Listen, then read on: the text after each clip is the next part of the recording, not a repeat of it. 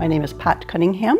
I'm a graduate of the University of Waterloo, BMath 1973, and I also have a BCom from Carleton University, 1991, and had the pleasure of working in both the Office of Development and Alumni Affairs for 9 years, and then as the first Math Alumni Officer for the Faculty of Mathematics from 2000 to my retirement in 2008. I grew up in the small village of Bloomfield in Prince Edward County. I'm the second youngest of 11 children, and I was the first and only one of my family to come to university. Pat remembers the special computer science days she attended in grade 13, designed to advertise the new mathematics department recently established at the university. It was this kind of marketing of the programs here at Waterloo that set this university apart from all others in Pat's eyes. So it really got you excited to want to come to a school that was that far advanced in mathematics and computing and be part of it. Pat attended the University of Waterloo for mathematics in the subsequent year, along with her husband, who later went on to become professor of mathematics at the university. She graduated in 1973. After graduating, Pat traveled the world from Germany to the US, raising her young family. She returned to Canada in 1991, where she obtained employment that autumn as a campaign assistant for Campaign Waterloo in the Office of Development at the university. I was to be working with the people of this community, the faculty and the staff and the retirees, and trying to make them see the benefit of their support of gifts to the university.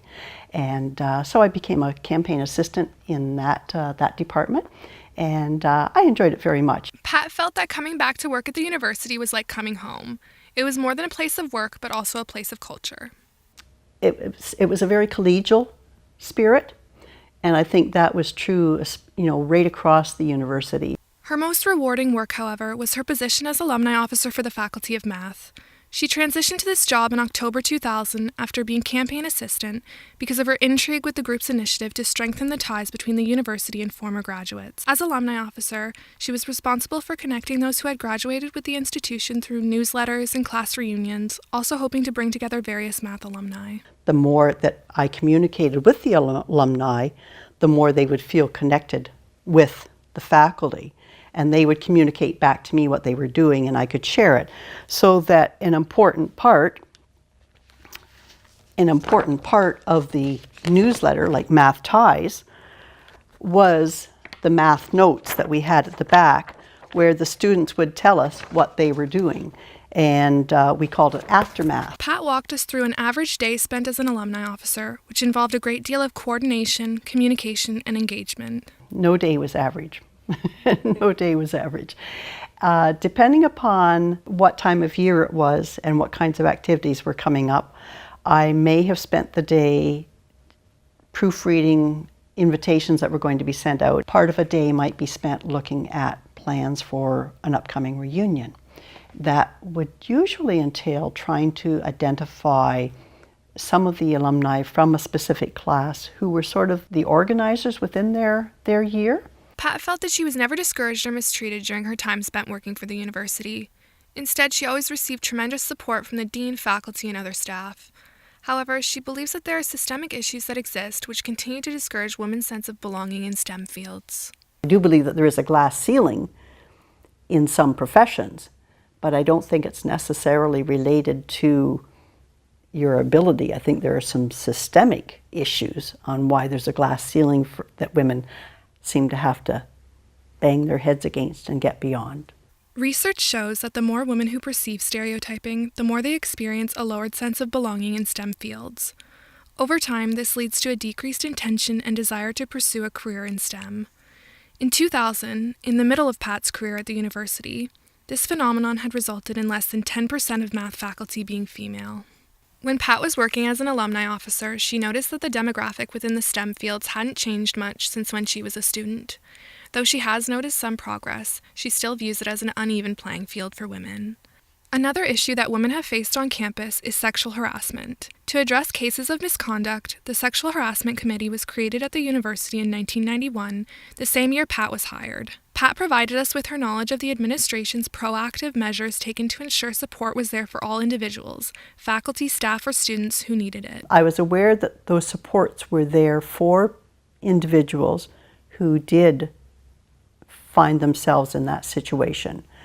And I found that the administration made everyone else aware of the supports that were there too. For the longest time, I had this bright yellow folder that had across the top sexual harassment. That was right on the tab part of it, and inside were some of the resources that were available. They were printed right on the manila folder, so that, you know, if you saw that folder in your file cabinet, you knew what the information was printed on it itself.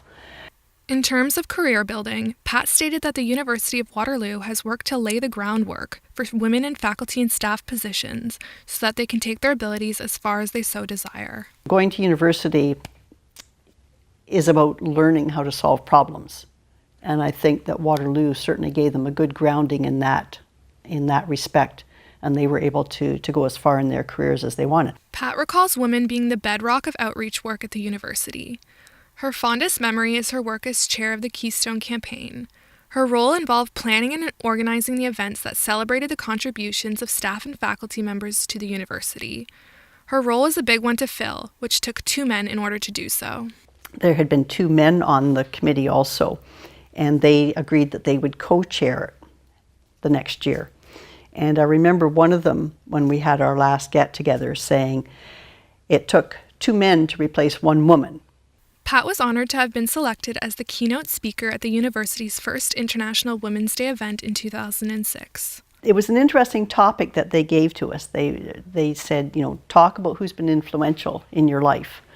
And I very proudly spoke about my mother, because when I think back to my involvement within community and community activities, I would lay it at her doorstep, because she certainly set a good example for me when I was growing up. The event itself, I think, is important. I think we need to celebrate women more and more as the years go by, not less and less. I think we've been quiet for too long. Despite this, Pat certainly feels that the University of Waterloo has worked hard to promote gender equity and has given her the opportunity to share her voice within the greater campus community.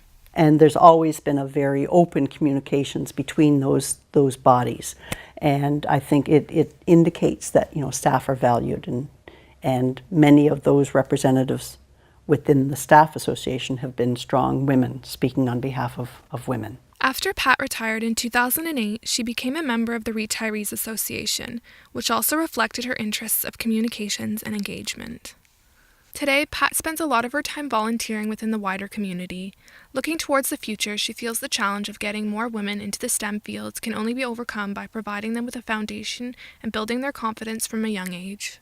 I think that we need to make sure that all of our educators, right from kindergarten up, are confident in building those basic scientific and mathematical skills in our children, so that when they reach high school, post-secondary school, that they are comfortable going into whatever stream they want. I think we need to give everybody the tools that they need to do what they want to do.